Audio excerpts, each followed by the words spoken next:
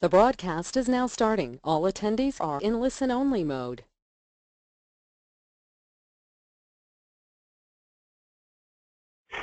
All right, let's get started.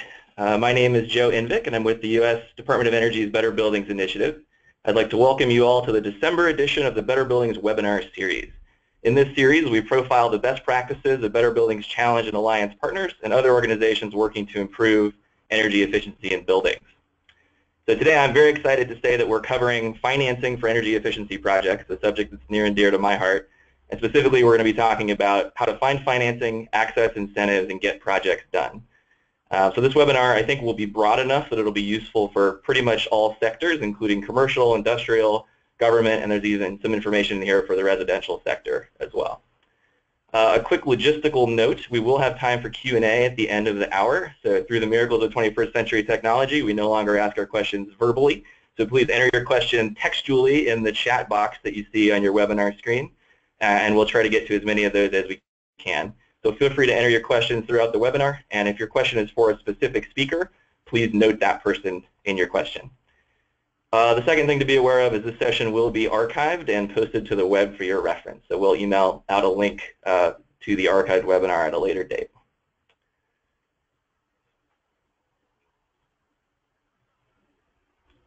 So with that, I'd like to introduce our speakers very briefly. As I said, my name is Joe Invick, and I'm with JDM Associates. Also today we have Brenna Wall-Rayburn from Corporate Sustainability Strategies and Billy Grayson from Bent Branch Strategies. So Billy and Brenna are frankly two of the smartest people I know on the topic of energy efficiency project finance, and are also two of my greatest mentors as well. So it's a great honor to be on a webinar with both of them. I'll let them introduce themselves more fully before they're part of the presentation. But briefly, just to introduce myself, again, my name is Joe Invick. I'm the finance lead on the Better Buildings Initiative, so I work with the financial allies and a variety of other organizations to help unlock the energy efficiency financing market. I'm also a clean energy finance entrepreneur, so I've started 3 companies that address various aspects of the clean energy financing market, so I have a little bit of private sector experience as well. A quick overview of today. We really want to cover 3 things on this webinar. So first is I'll give about a 5-minute summary of the state of the energy efficiency financing market. And then I'll do a demo of the Better Buildings Financing Navigator, which is a tool that we are launching this week that I'm excited to show you all, that helps private and public organizations find financing solutions for their energy efficiency projects. And then finally, and most importantly, we'll hear some advice and perspective from Billy and Brenna, who really have their heads in this stuff every day and are actively managing a number of energy efficiency financing deals. So we'll get the kind of on-the-ground perspective from them. And just to remember throughout this webinar, the key takeaway we want you to have here is practical tools and insights to help you find funding that works for your organization. So we're going to try and stay away from the theoretical and keep this webinar focused on practical insights. So first and foremost, let's talk a little bit about the state of the third-party efficiency financing market. So when I talk about financing, what I really mean here is using capital from a bank or a lender or some other financing provider to do energy efficiency projects in your own facilities, and then to repay that financing through some mechanism over time. So what we're not talking about is internal strategies for using your own money to finance efficiency, though Brenna and Billy may speak on that a little bit.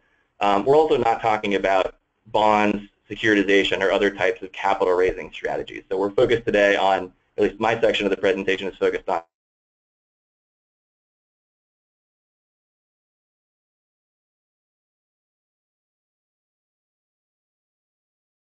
that there is a massive opportunity here. This is a now somewhat famous number from a McKinsey study in 2009 that showed that there is a $520 billion investment opportunity in America's building stock today. So that's net present value positive energy efficiency projects that would look attractive to an investor that are available with today's technologies. And the other thing we learned from this report is that that opportunity is spread pretty evenly across the residential, commercial, and industrial space. So regardless of what sector you're in and what types of buildings you're operating, there's a very good chance that in your facilities, unless they are already hyper-efficient facilities that have eaten up all the low and medium hanging fruit, there are probably energy efficiency financing opportunities that are going to look attractive to at least one of the financiers that we discussed today. The second trend to be aware of is accessibility of financing by project size. So if you're having trouble finding financing for efficiency projects in your facilities, you are not in the minority. This is from a dual asset study from back in 2013 that shows the availability of, quote, easily accessible financing by project size. And we can learn from this that, number one, smaller projects tend to have a harder time finding financing than larger projects do. I think those two kind of bowls on the left have probably filled up since 2013 as more companies have entered the market trying to solve the small project financing problem. But I think it's safe to say that smaller projects do still tend to have a harder time finding financing than larger projects. But the second takeaway here is that no matter how big your project is, the financing industry is not completely serving all project opportunities currently. And I think a big driver of that is generally poor education among building owners and operators in terms of what types of financing is available in the market and how to access that financing. So this is what we spend most of our days here in the finance program as the Better Buildings Initiative thinking about and trying to solve. And the third important trend to be aware of is that over the last couple of decades, there's been a dramatic proliferation in how many financing options are available to sort of solve the energy efficiency financing problem. This is largely in response to the last slide, I think. So I want to briefly walk you through the tree diagram, which kind of shows you the overall landscape of the different financing options and how they compare. So we have on the left there traditional financing. So traditional refers to financing mechanisms that historically have been used for other purposes but are now being used for energy efficiency specifically. And on the right side, we have specialized financing, which are financing vehicles that are specifically designed for energy efficiency. So within traditional, we have various flavors of leases and loans, which I won't go into too much detail, but happy to discuss those in the Q&A. And then within specialized, we have on-bill financing, where the customer repays the financing on their utility bill. We have property assessed clean energy, where the customer repays via a property assessment on their property tax bill every year. And then we have what can generally be called savings-backed arrangements. So these are contracts, for example, with an energy performance contract where an energy service company will come in, do a set of upgrades, and then manage those upgrades in a vertically integrated fashion. In that category, we also have energy services agreements, which is a structure in which the customer pays for the service of energy savings, pays the provider directly for the energy savings achieved. And that's sometimes also referred to as energy efficiency as a service. So if your eyes glazed over a little bit for the last 2 minutes, you would not be alone. This is, again, one of the challenges in this market is I spend pretty much my whole days thinking about this stuff. Billy and Brenna spend a significant chunk of their days, but the average executive or building owner or other person who may be a consumer of financing probably doesn't have more than 5% of their time to spend thinking about this. And frankly, the complexity here in terms of the number of options available and how they compare can seem a little impenetrable. So in a nutshell, that's why we developed the Better Buildings Energy Efficiency Financing Navigator. So the Navigator, as I said, is an online tool that helps private and public sector organizations find financing solutions for energy efficiency projects. We're launching the Navigator this week, so you all on this webinar are the first eyes to see the fully live and ready to go version of the Navigator, which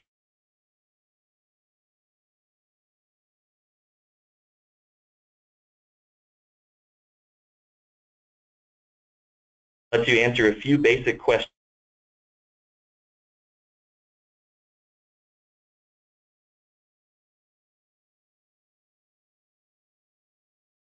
at least with an ally within a few minutes. So the Navigator will be free and publicly available on the Solutions Center. That'll link to everyone on the webinar when it does launch. So with that, I'd love to give you all a quick demo of the Navigator. Give us a couple of seconds to get set up with the screen share here.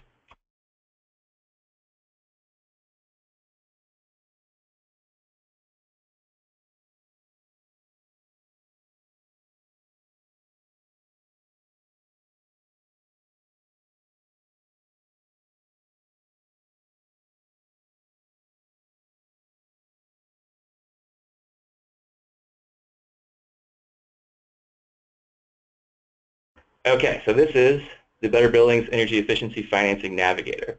So this will be, again, live on the Solutions Center later this week. And there's sort of 3 paths you can follow through this tool. So if you're just getting started and want to generally explore financing options, you're not quite sure where to start, then clicking on Explore is a good choice for you.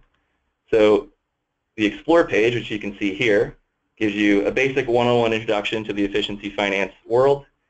We've reproduced the tree diagram that I showed everyone earlier, except here each one of these little gray boxes is clickable and will send you to a fact sheet about that financing option specifically. I'll talk more about those fact sheets in a second. And then we also have an option to browse financing options.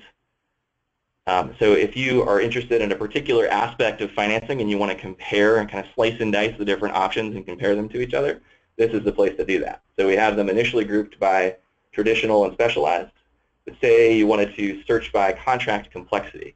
Well, you could filter here for contract complexity and you can see the options grouped into low, medium, or high. We can do the same thing for other parameters such as whether that financing option has a guaranteed savings component or not. So this is a way to kind of slice and dice the universe and figure out which financing options you may want to look into more. And again, each one of these gray boxes here is clickable depending on what you'd like to read more about. So let's say we've explored our financing options and have a little bit better idea of what the overall market looks like. The second path you can follow through the tool is to answer some very simple questions about a particular project that you have in mind, and we will attempt to match you to financing options that might be a good fit for that project. So I'll kind of fill out these questions here as I talk, but we ask about the sector of your organization, so we'll say commercial and industrial.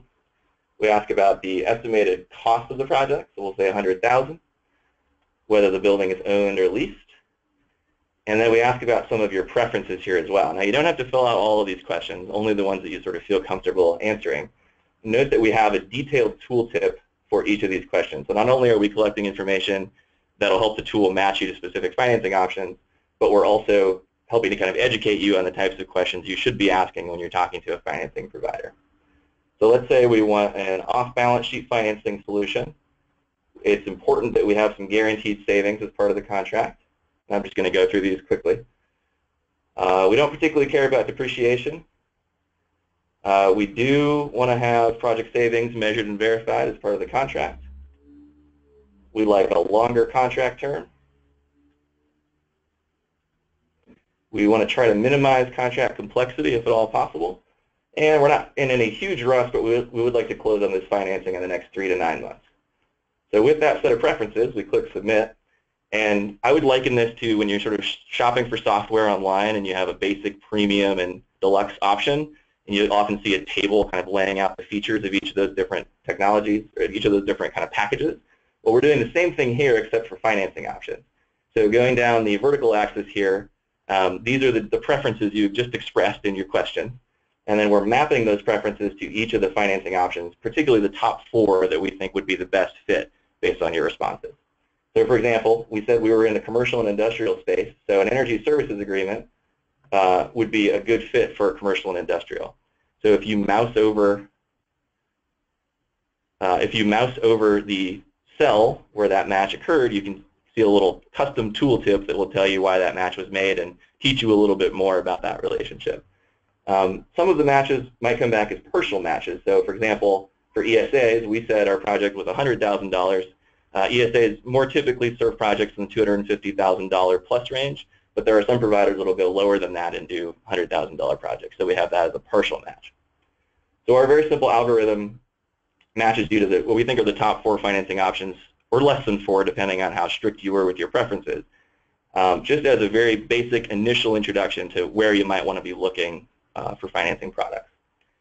Once you've decided on a couple, from here you can go on to read the individual fact sheets about each financing option. So this is designed as a sort of everything you need to know and nothing you don't fact sheet.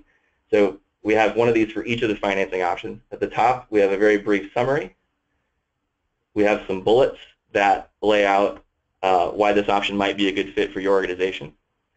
We have a standard diagram that kind of lays out each of the players involved in this financing option and how they relate to each other. We have a detailed how it works section that explains how a typical deal of this type is structured. In this case, for ESAs, we're covering an alternative approach to ESAs, which is managed energy services agreements. We have an advantages and disadvantages section that lays out some of the common thinking around the pros and cons of each option. We have a state of the market section, which discusses how large the market is in terms of total amount of deals financed, as well as at what direction the market is heading in. We have a Connect with Providers button, which I'll talk about in a second. We link to any Better Buildings implementation models or other case studies that may be useful in framing your thinking around this financing option.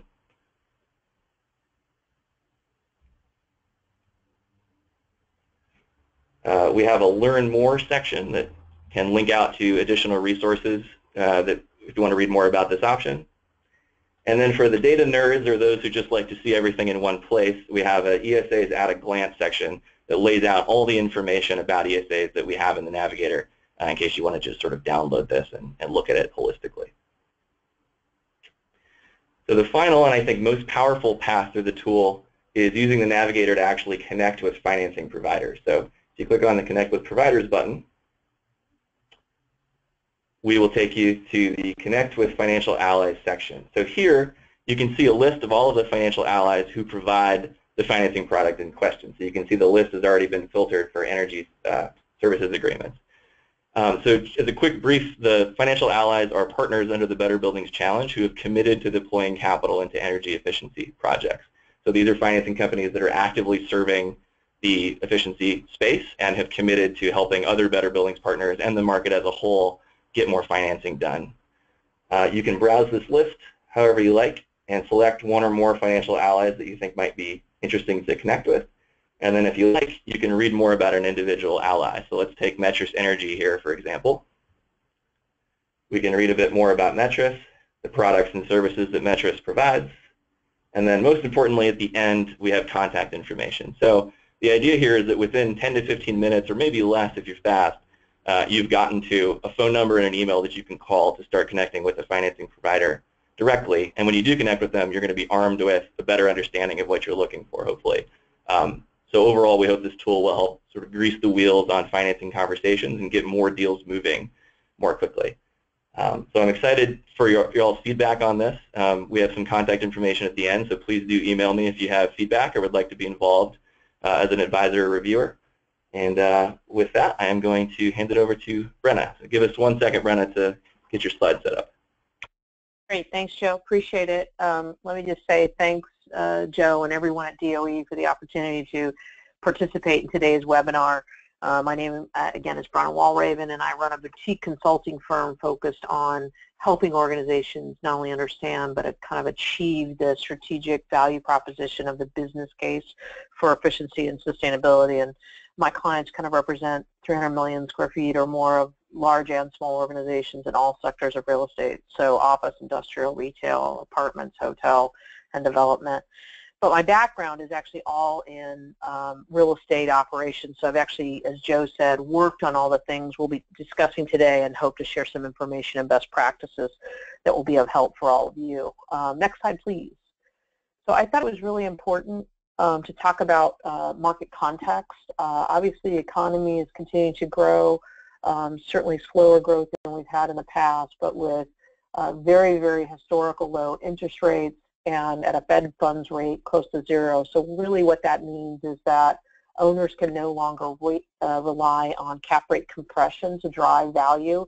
They really have to more proactively manage assets and make strategic investments to support tenant retention and occupancy, NOI growth, and thus value creation. Next slide.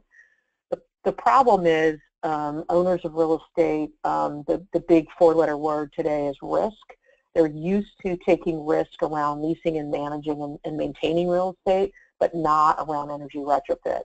Now, certainly the more sophisticated, well-capitalized owners are used to doing this. They not only have capital, but they have internal expertise to manage retrofit process.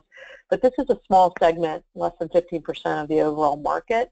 And so for most owners, really efficiency retrofits raise real concerns about not only risk and access to capital, but also the not having the internal expertise to mitigate that risk. So if we move to the next slide, I think it's also important to say that the risk of doing nothing is also very real. 95% of the buildings in the U.S. and globally today exist already, are not new construction, which means that they were designed for less densely occupied buildings than what we're increasingly seeing. So there's more people per square foot, more computers per square foot, more densely occupied space, which means the infrastructure of buildings are really increasingly not set up to handle and support these tenant demands, which means, again, buildings are going to need to make investments in retrofits, which kind of speaks to Joe's slide about the opportunities around kind of pent-up demand for increasing investments. Next slide. So if you don't have expertise, you may say, well, how do I deal with all this? Obviously, the bulk of this presentation is on the Financing Navigator, which is going to be a huge help. But I also just wanted to mention a couple others to keep in mind. There are actually many agencies and utilities that have retrofit resources, including rebates and incentives, so it's certainly worth the time to invest. LA Better Buildings Challenge, I'll talk a little bit more about them. NEA, NYSERDA, there are state energy offices.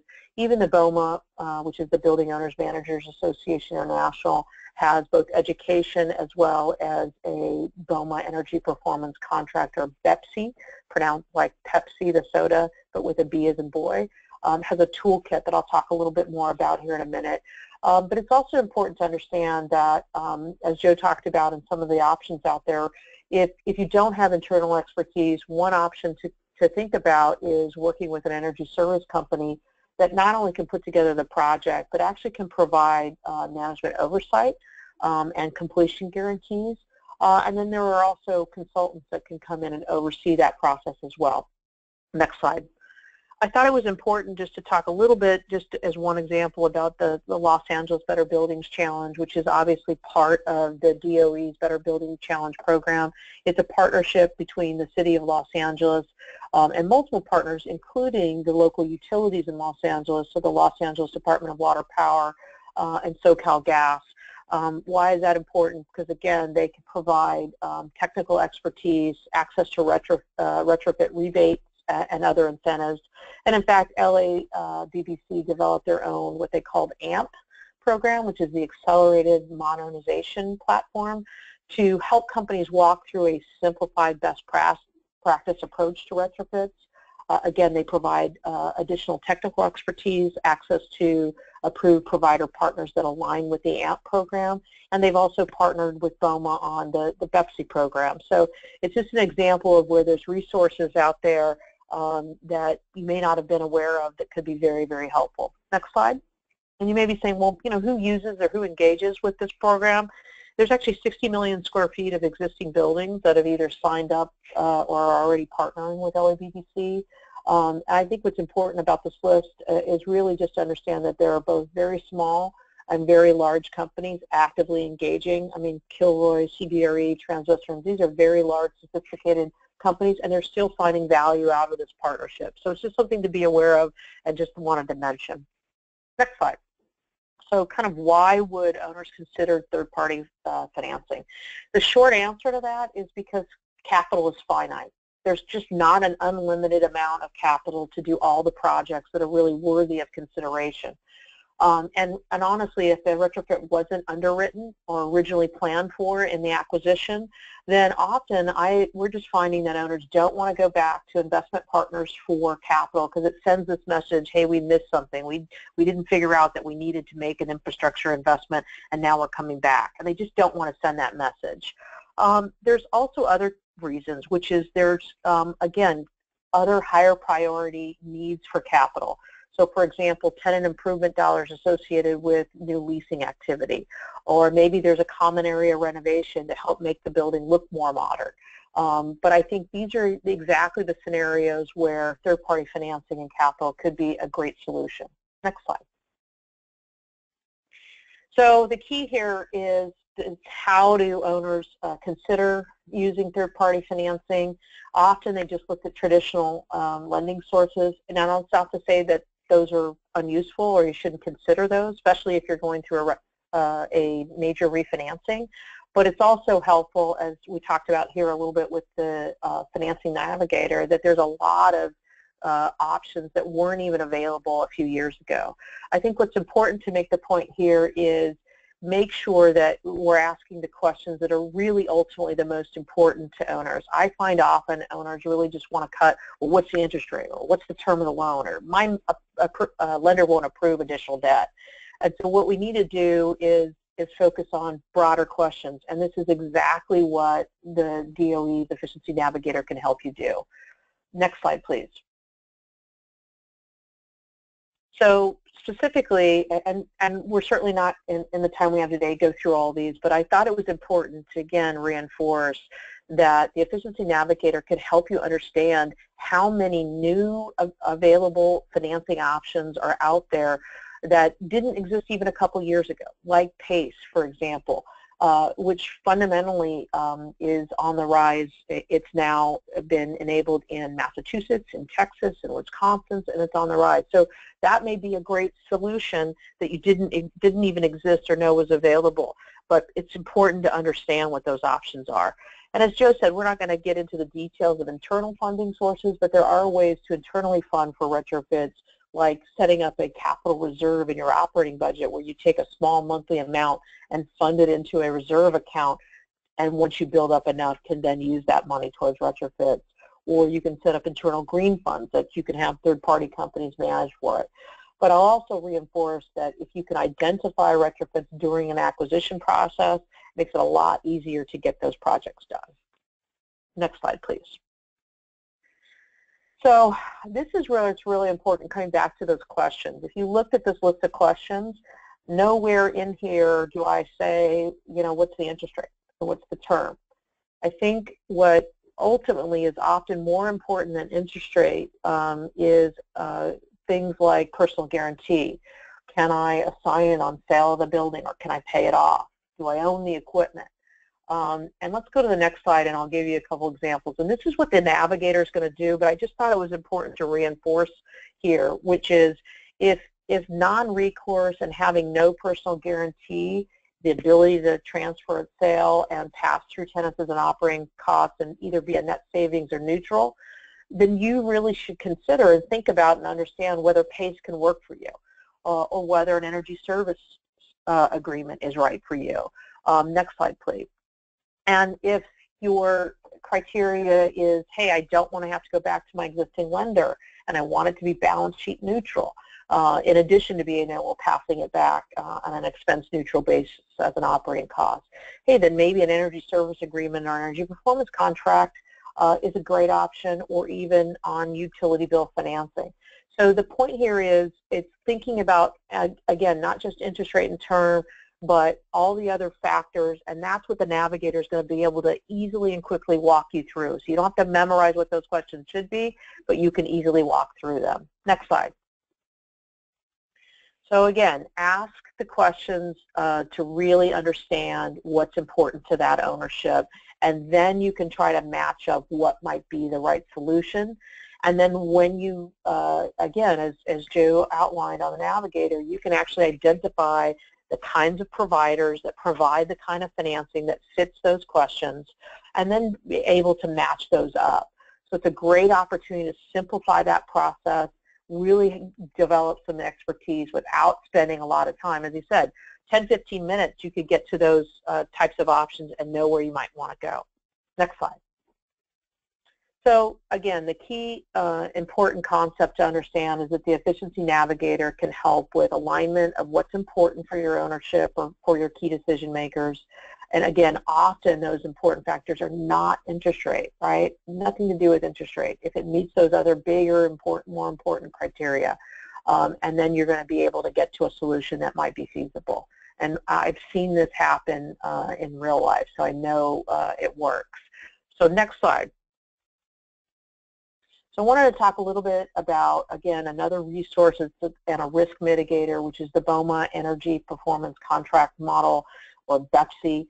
What is it? It's an industry-vetted, proven process to implement successful performance-driven retrofits. It actually was developed originally under the Empire State Building Project, which you see the picture there. We actually took best practices out of that process to develop the toolkit. It includes an actual model contract that is in a Word format that you can edit. It also has an exhibit version that was launched last year so that you can use your standard contract model and then attach as an exhibit the best practices that BEPC provides. But it also has RFP, RFQs, checklists, and all sorts of additional resources. And here's the key, it's free. And you can get it at boma.org/BEPC, and I think it's a great thing, a resource available to you. Next slide. I thought it would also just be real helpful to quickly touch on further talking about BEPC and how performance contracting works. Just briefly, the energy service company will, in this example, pay for the retrofit up front, and then you will pay it back out of that energy savings over time, generally creating a net savings, which is that yellow bar at the top from day one. And then as soon as the contract is paid off, you paid for that retrofit over time, the savings all flows to you or your building. So it's a great model, and it's something that I think has been, or I know has been very well used in the public sector, and I think will increasingly be an opportunity in the private sector as people get more familiar and more comfortable, including through using tools like the Financing Navigator. Next slide. So coming down the home stretch here is, why should you care about some of this stuff? Is increasingly retrofitting buildings is the way to really drive value creation, and being somebody who cares about value creation, you want to look for ways to do that that drives the most value, especially when capital and expertise might be limited. You can also include things like greening of the building, so not just pure efficiency. You can also include an Energy Star or LEED certification, and again, make that building more competitive. Next slide, please. And so, again, in closing on BEPC, which adopts all these best practices, it's really, BEPC helps you focus on the owner's investment criteria and core goals to determine what the project scope should look like.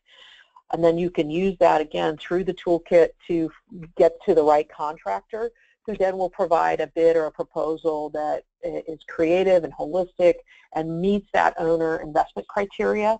But you started out with the right questions and the investment criteria from the beginning. The other key thing that BEPC promotes is third-party standards as well as transparency. So you should be clear on what the process is. And again, this is what the Navigator helps you understand better. And then a final point on BEPC is that it's financing agnostic, meaning it can work with many of the solutions we've been talking about today. And again, as a free toolkit and resource. With that, I will wrap and turn it over to my colleague, Billy. Awesome. Thanks, Brenna. And that was amazing. It's really hard to follow Brenna and Joe. Joe, I love the tool that you guys developed. Brenna, I would encourage everybody to check out that list of key questions that Brenna had before asking about an interest rate and an ROI, because I think those are the sort of questions, and I'll get into this a little bit with my example and case study, that really surprise you as you're going through this process of trying to find the right financing. So I guess if it's okay with everybody, I'll just jump in. My name is Billy Grayson. I'm principal at Bent Branch Strategies.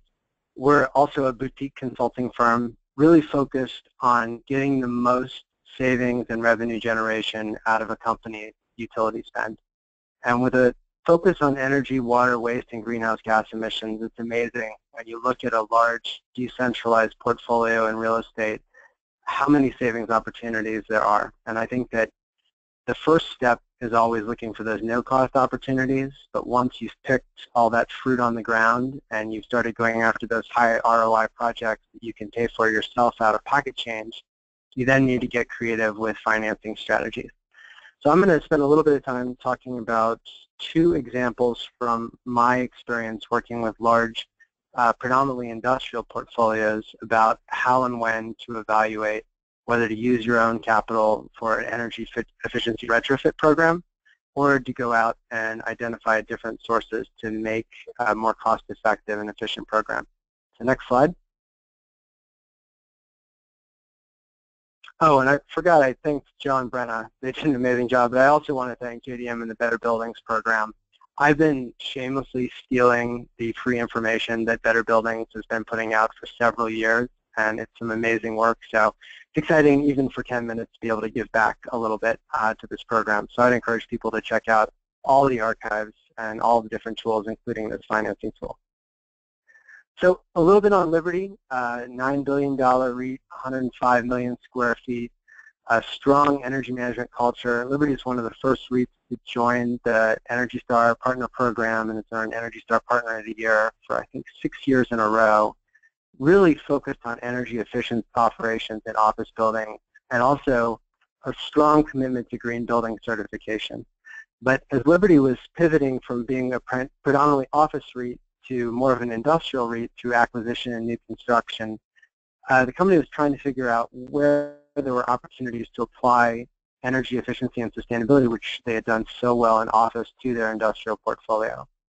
After we analyzed the industrial portfolio, we found out a couple things. One was that there were 350 buildings where Liberty was paying an energy or a water bill or both. And while these bills were not the biggest bills in the building, many of them only a couple $1,000s a year, it added up to a utility spend of over $4 million a year. And at the time, most of that was focused on a couple bills. It was outdoor landscaping, it was some fire pumps, and then it was the outdoor lighting. That was by far the largest bill, by far the most common utility expense that Liberty was paying and then passing through to the tenant. At the time of this program, only 10% of that outdoor lighting was LED. Most of it was metal halide. And Liberty had gone through an analysis of LEDs 4 years ago, but since then the price of LEDs had dropped over 50%. Liberty also traditionally in industrial hadn't pursued like a national spec for lighting, gone after national pricing, or done any national RFP for lighting. So most of the bids that were coming in were coming from local installers. And if there was a financing opportunity, it was usually either a local bank or through the installer's source of capital. One other great thing about the industrial portfolio is that Liberty had pursued a green lease, working with Institute for Market Transformation and other leaders.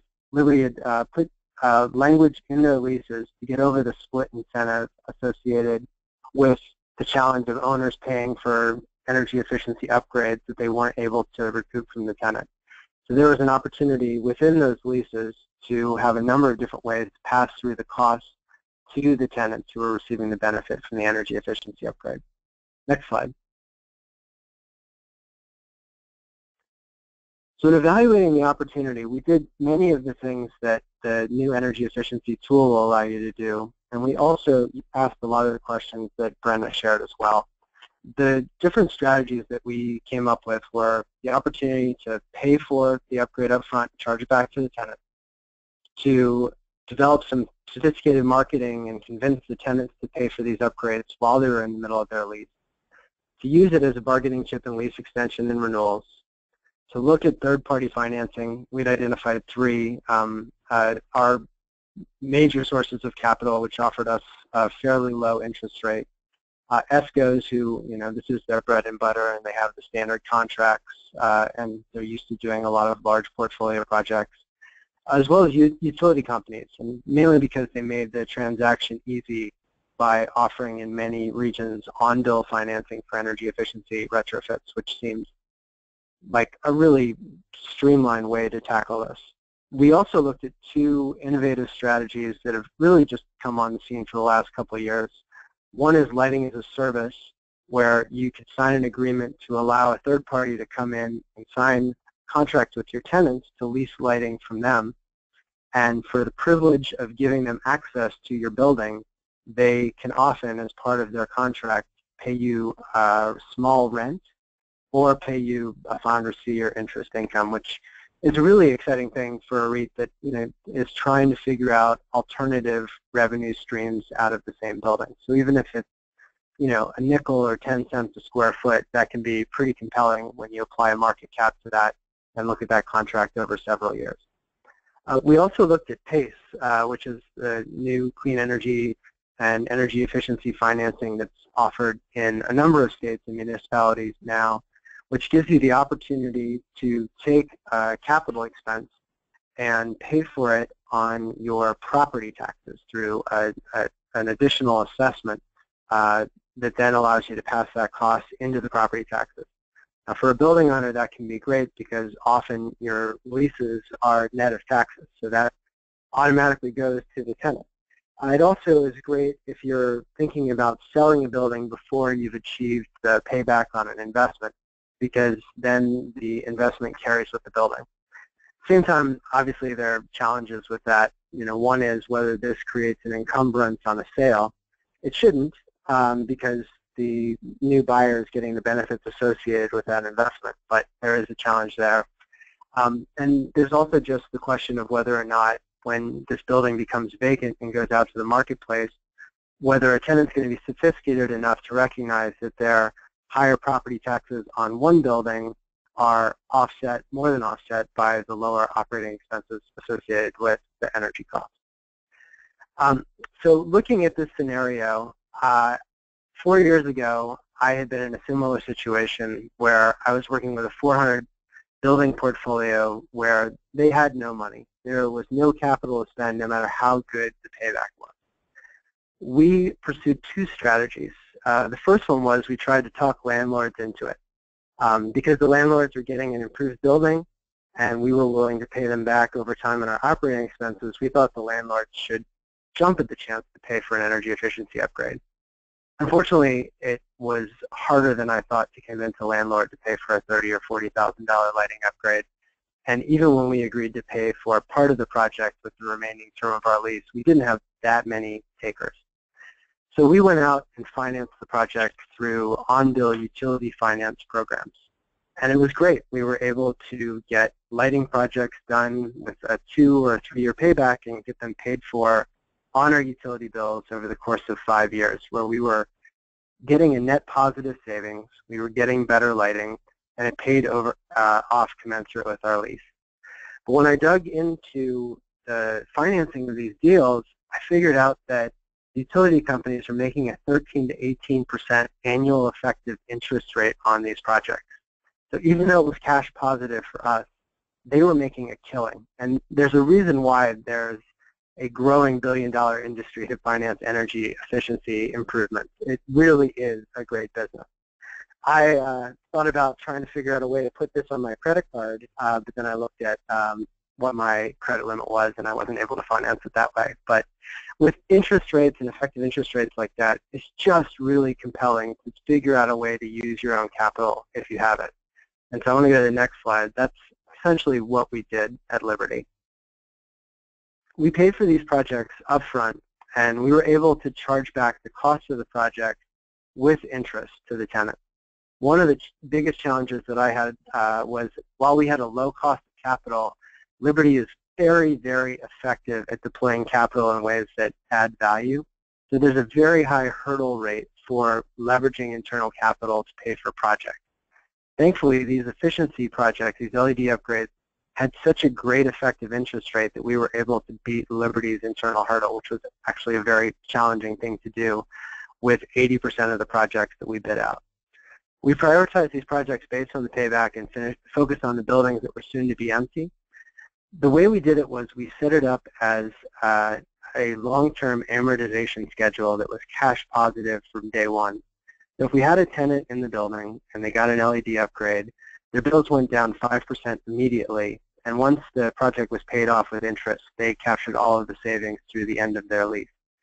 But we found it was even more compelling with our internal accounting, and many of the folks that had vacant buildings were the first ones to take advantage of this new amortization schedule.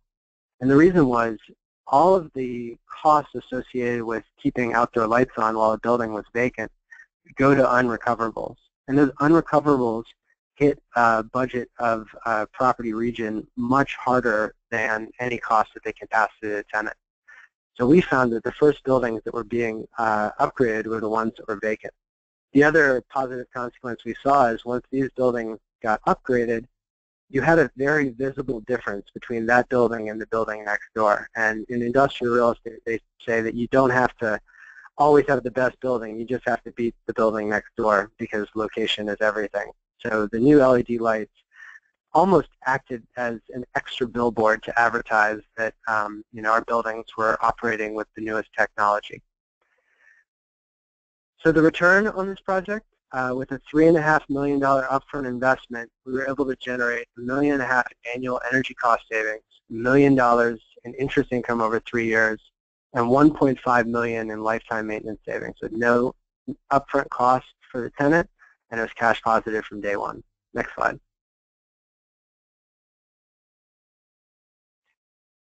So we got a good return, but we also wanted to figure out every way that we could sweeten the deal for us and the tenant. And so as part of that, we not only took advantage of the utility rebates in the regions where we were doing these projects, we also had a rebate audit done by a company called Real Win-Win.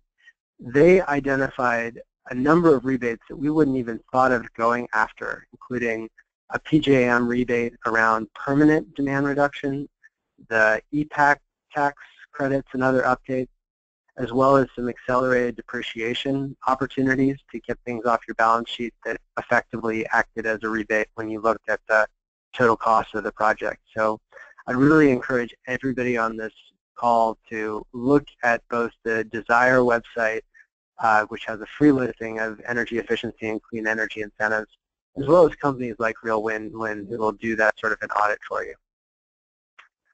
So as we're thinking about, one more thing on this contract.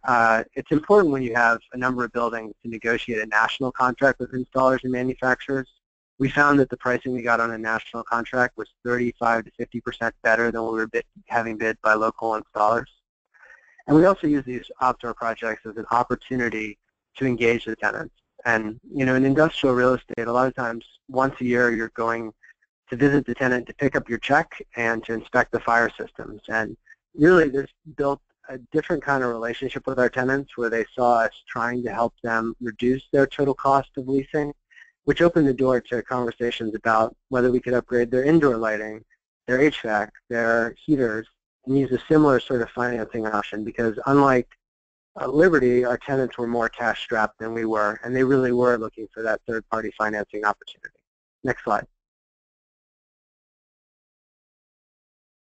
So for LEDs, with a low cost of capital and plenty of capital on hand, self-financing was a great strategy. But for a lot of the other projects that we wanted to pursue, it really didn't make sense. And so Liberty is in the process of developing pilot projects with lighting as a service to try and generate some additional income out of the building that we are renting to our tenants. Looking at PACE for a number of investments with a long-term ROI, where either Liberty doesn't own the asset, like say an HVAC upgrade, or where Liberty needs some support in being able to take advantage of a tax credit because as a REIT they don't have the same tax appetite as most companies. So PACE really provided that opportunity to, from a long-term cash flow standpoint, make something cash positive even though it had a very long ROI. And we also looked at those bigger ticket items, the HVACs, the cooling towers, the on-site renewable energy, as that opportunity to talk to a tenant about lease extensions and renewals. Because in a 3 to 5 year lease, it's really hard to make long-term financing work. But working with your tenants and getting a 5 to 10 year lease can often be a way around some of the challenges associated with the projects that you really need to finance. Next slide. So some takeaways, and you guys are going to have to click through these, so just bang them out for me if you don't mind. Every building and every portfolio has a great ROI opportunity. You just got to know where to look. Any of these opportunities with financing can turn into something that's cash positive long term. So if you can't handle the upfront cost, there is almost always a way to finance something with a decent payback over the lifetime of the item. As other folks mentioned, you should choose a financing strategy based on your cost of capital, the hold strategy of the building, and the lease provisions that you have with your tenant. It's always good to leverage your size to figure out a way to get costs down for both materials and labor, and we found that was almost as important as figuring out our financing strategy for this project. Always got to look for those rebates. There's a surprising number that you can often take in conjunction with each other.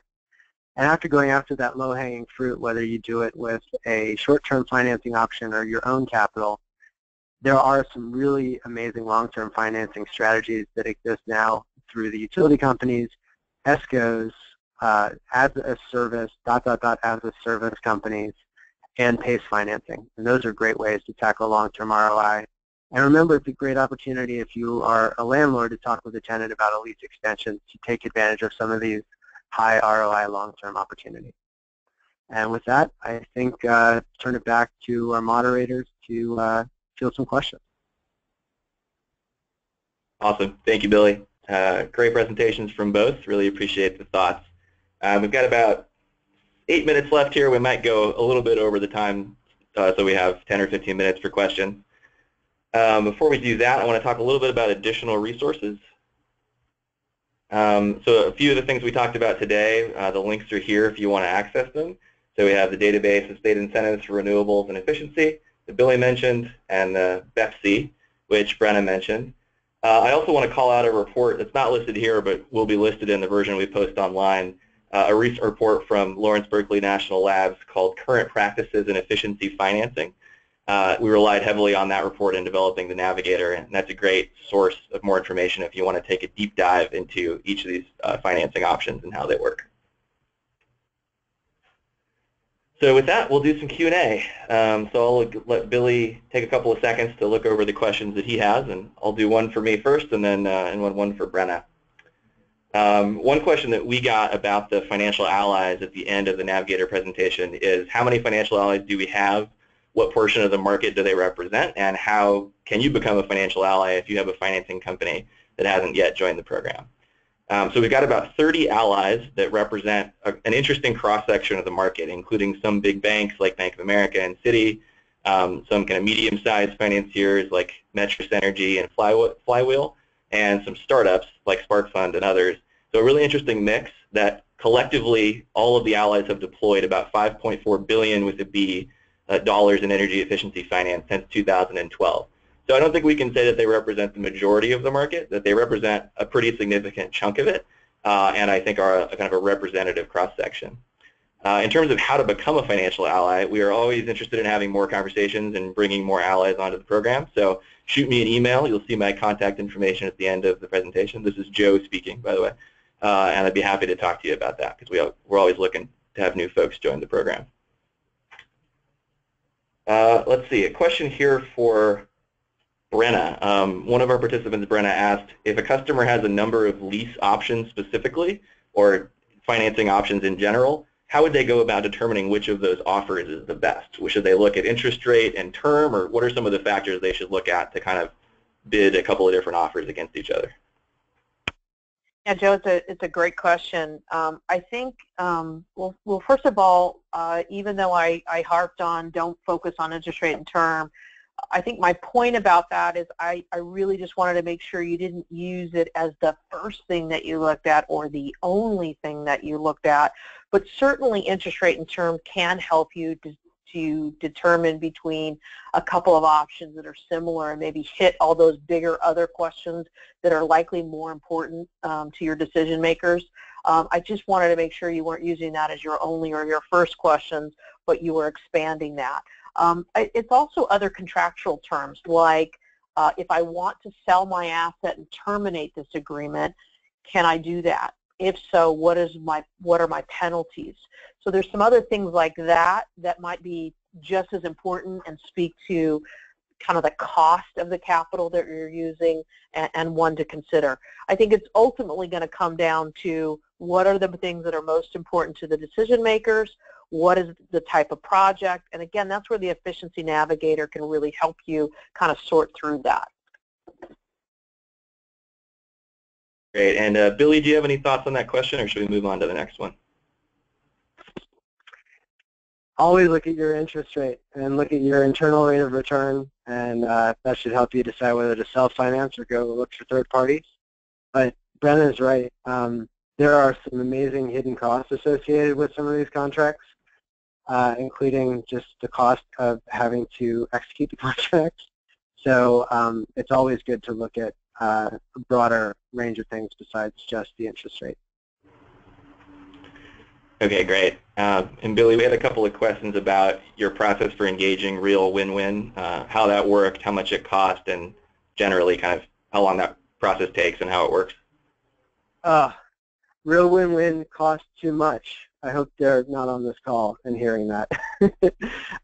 They take a big cut of the opportunities that they find, but the reason that they're so amazing is that they're finding opportunities that we did not pursue for rebate. So when we did a national RFP, we built into the contract that our lighting providers had to give us the cost net of the utility rebate, and it was on them to go fill out the application and make sure that the utility rebates got processed, which is great because that made that process a lot easier and ensured that they had an incentive to go and get those done. But we didn't know about and didn't have the time to chase things like EPACT or this PJM permanent demand reduction incentive on a major scale. So real win-win as part of their audit of our construction projects, which was another surprising place to get rebates, also spotted all these opportunities from the retrofit program we'd already launched. And even though they took a big cut, they also saved us a lot of money.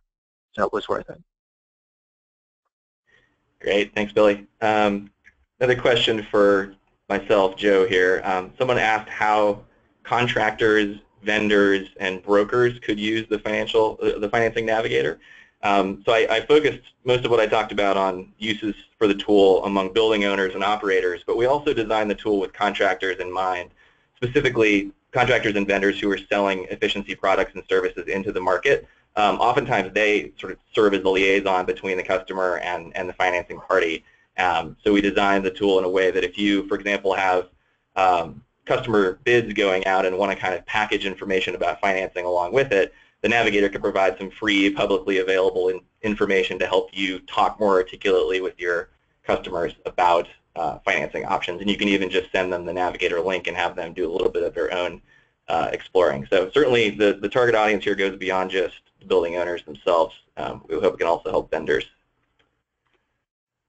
A couple questions. This could go either to Brenna or Billy or both, but we had a question about how, we were talking a lot about retrofits for existing buildings. I'd love to hear more about how you think about financing for efficiency improvements in new construction specifically. Go ahead, Billy. Well, we found as part of our lighting audit that we were actually using utility incentive programs to avoid the upfront cost of installing outdoor lighting on some of our buildings. But again, I looked at the effective interest rate of these projects, and they were in the 13 to 18% range. So we actually, there's a reason that you would take advantage of these projects. It reduces the development costs and the cost that you deliver a building. And if you can then charge the cost of something that could have been a CapEx as an OpEx back to the tenants, it reduces your total cost of ownership. So it's actually a really smart strategy that we were pursuing in this region. We're just getting a rough interest rate. So we then started looking at these lighting as a service companies that had an effective interest rate of 6.5% to 9% as an alternative to going with those utility projects. So you still avoid that upfront development cost. I think in most cases it was $50,000 to $80,000 less of a development. And then you also were able to bake in free maintenance for 5 years on these 5-year contracts with a much lower interest rate. So companies like SparkFund and GE Current and others who offer this lighting as a service, I would recommend anybody looking at some of these utility programs to look at those as an alternative with a better effective interest rate. The flip side is that the utilities make it incredibly easy to sign the contracts and to pay them back for these projects, whereas when you're working with a third party, it's always a little bit more complicated and a little more paperwork. You know, the only thing I would add is that you absolutely can use renewables in the solution as well. I think it's just a matter of, you know, what's the use for the building, what the owner's objectives are, what you think the market is for renewable energy, and where that can fit. And that it takes more than the 1 minute we probably have left on this call to get into, but again, I would echo what Billy's comments are, that there are really good options. Strategically, it makes sense to explore those. All right, thank you both. We're going to wrap it up there as far as questions go. A couple of quick updates at the end here.